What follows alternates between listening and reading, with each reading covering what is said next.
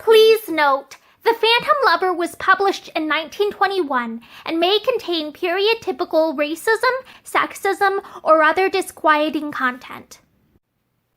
Hi, I'm Morgan, and today I will be reading from The Phantom Lover by Ruby M. Ayres, and I will be reading Chapter 24.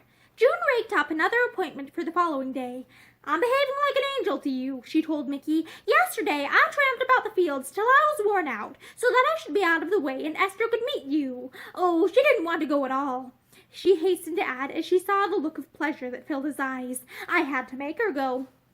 "Yes, I quite believe that," Mickey said. He was standing beside the car at Miss Dearling's gate, and Esther was upstairs putting on her hat. She had protested 20 times that she did not really want to go.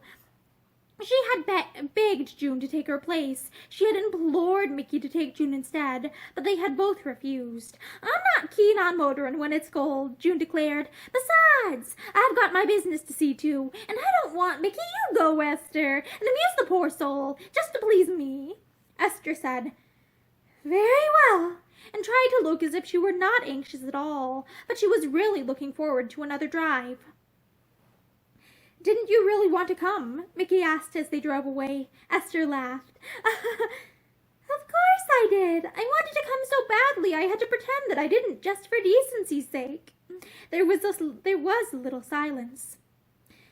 "Did you have good news from Paris yesterday?" he asked deliberately. He felt as if he must speak of Ashton to in some way check the wave of joy that had filled his heart at her words. It was not to be with him that she had wished to come, but for the drive and the comfort of the car. He saw how her face clouded at his question. "Yes, thank you," she said, but her voice did not sound very enthusiastic. Presently, "Mr. Mellows," she said suddenly, "do you know that I've always been sorry that I did not go to Paris that day when I wanted to? I wish I had now." "Why? Why now?" Mickey asked. She gave a little troubled laugh. "I don't know. I really can't explain." She did not understand herself what she really meant, but last night when she had read Raymond's letter, it had suddenly come over her with a sickening feeling of dismay that in some indefinite way he was really getting to be what June had always called him. A phantom lover. It seemed so long since she had seen him. After all, what were letters and words? But she could not explain this to Mickey. "I think I know what you mean," he said after a moment. "You are getting tired of this separation. Is that it? Letters are all very well, but they are not enough." She looked up at him in surprise. "Why, that is just what I do mean. How did you know?" He laughed rather ruefully. "Perhaps I've felt like it myself," he said. "Have you?" There was a little note of wonderment in her voice. "I said perhaps," he reminded her. She changed the subject. She drew his attention to the country through which they were passing. It was bare and windswept, but there was a sort of rugged picturesqueness about it that appealed to Esther. "I believe I should like to live in the country, after all," she said suddenly. "You seem to be able to really breathe down here. It's not shut in like London is." "Dear old London," Mickey said. "We all ran it down, but we're all glad to get back there when we've been away for more than a few days." He leaned forward, wrapping the rug more closely round her. "Where do you think you will live when you are married?" he asked. The hot color flooded her face. She looked up at him in a scared sort of way. "What a question! How do I know? I've never even thought about it." "Haven't you?" said Mickey. "I have, crowds of times. I've worked it all out to a nicety. I shall have a house in London and a place in the country as well, so that if my wife doesn't like town, we can divide our time and stay 6 months at each." "We are not all rich like you are, you know," Esther said dryly. "I dare say, when I get married, if I ever do, I shall just have a little flat somewhere and stay there for the rest of my life, and be very happy too," she added with a sort of defiance. "Yes," said Mickey after a moment. I think I could be very happy in a flat too, for the rest of my life, with the right woman." He looked down at her, smiling thoughtfully. "The only trouble is that I shall probably have to marry the wrong one." "If you do it, it will be your own fault, I should think," said Esther, laughing. She could not quite understand this man. Had he ever really loved her, or had it all just been a pretense? "No," said Mickey promptly. "I think it will be your fault." Esther raised her eyes slowly. Mickey was smiling. Yes, I mean it, he said seriously. The first time that I ever saw you, I thought to myself, here she is, that right woman I've been waiting for all my life. But of course, you didn't think I was the right man, and so that ended it, he added philosophically. Esther did not like to hear him speak so lightly. She would have been surprised if she could have known the desperate unhappiness in his heart, the bitterness that drove him to speak so flippantly of all that he held best and dearest. She made no attempt to answer him, and presently he said again with change of voice, "Are you hungry, I wonder? Because I am, and I've got a firm conviction that we're coming to a wayside inn.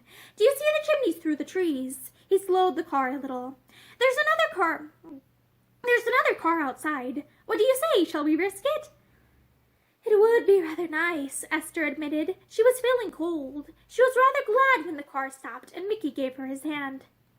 "They've got a fire anyway," he said cheerily. "I saw it through the window, and we'll ask for some coffee." He led the way into the parlor. Two men wrapped in heavy coats stood by the fire. They moved to make way for Esther. After a moment they went out of the room, and she saw them in the road bending over the car next to Mickey's. "We can have coffee and buns," Mickey said, coming back after a moment. "I don't know what they'll be like, but I shall enjoy them anyway," she told him. "I really am hungry." He pulled off his gloves and dragged a chair up to the fire for her. "This is fine," he said. "Have you ever thought what a novelty a honeymoon would be touring through villages like this? I should like to just start away and go on driving for miles and miles, just staying anywhere and getting meals anyhow." Esther laughed. "I should have thought it was just the sort of thing you would hate," she said. "That's where you're mistaken," he told her. "I live in town, and in the way I do because people expect it of me. And I'm too lazy to bother to change. It's not a bit the life I would choose if I had my way. I hate dressing for dinner, and wading through 6 or 7 courses, and being bored stiff half the time by some dressed-up woman beside me." He looked at her with a comical expression. Esther leaned her chin in her hand and raised serious eyes to his face. "Well, how would you really like to live, then?" she asked. Mickey sat down on the edge of the table and stuck his long legs out before him. He kept his eyes fixed on his boots as he answered. "Well, I should like a place in the country, as I said, and a ripping garden with lots of roses and grass, walks like you see in old-fashioned pictures, and a high box hedge. That's one of the things I simply must have. Have you ever smelt a box hedge after a hot sun has been on it? No? Well, you ought to. It's fine." He paused reflectively. "I should like to look after the roses myself, I think," he went on presently. "I dare say I should make a mess of it, but I should like to have a try anyway, and I should like to keep lots of animals. Horses and dogs and chickens. Do you know," he half turned to her, "I've always had a fancy for Great Danes, and can't keep 'em in town, only in the country. Some people I once stayed with down in London had a couple. Ripping dogs they were, almost as big as ponies, and they used to let the kids play with them and pull them about. Old Lansing had a boy, you know, a ripping little kid of 5, a real sport he was too. Uncle Mickey used to call me." Mickey chuckled reminiscently. "It must be jolly fine to have a youngster of your own like that," he added. This was a new Mickey indeed. Esther watched him with fascinated eyes. She had not known that he was fond of children. She had taken it for granted that men hardly ever were. She supposed drearily that she had got that idea from Raymond. He had always said he would not stand kids. It was odd that, though Mickey had used the same word, it had sounded somewhat quite different when he said it. Mickey raised his eyes suddenly. "What are you thinking about?" he asked. She shook her head. Her lip quivered a little. Mickey half rose to go to her, when the 2 men who owned the second car came back into the room again. Mickey turned on his heel. I suppose we ought to be getting on," he said constrainedly. I'll go and start up. You stay here." He went out, leaving Esther by the fire. Her thoughts were a little confused. What had he been going to say, she wondered. It seemed hardly possible that she had really had that little glimpse of the other Mickey, whom she had never seen before. The Mickey who was not at all a man about town, but just an ordinary person who thought it must be fine to have a home in the country, and lots of roses and a little son of his own. The two men behind her were talking together. One of them was laughing, a good deal in a sneering way. "She must be a fool, you know," he said dryly. "I'm surprised at any woman being caught like that. It was only her money he was after, of course." "I've never seen her myself," the other said disinterestedly. He sounded rather bored. "And I only know him slightly. You met them in Paris, you say?" "Yes, last week." There was the sound of a match being struck, and a little pause while he puffed at a cigarette. Esther turned in her chair. It was odd how the mention of Paris always seemed to grip her heart.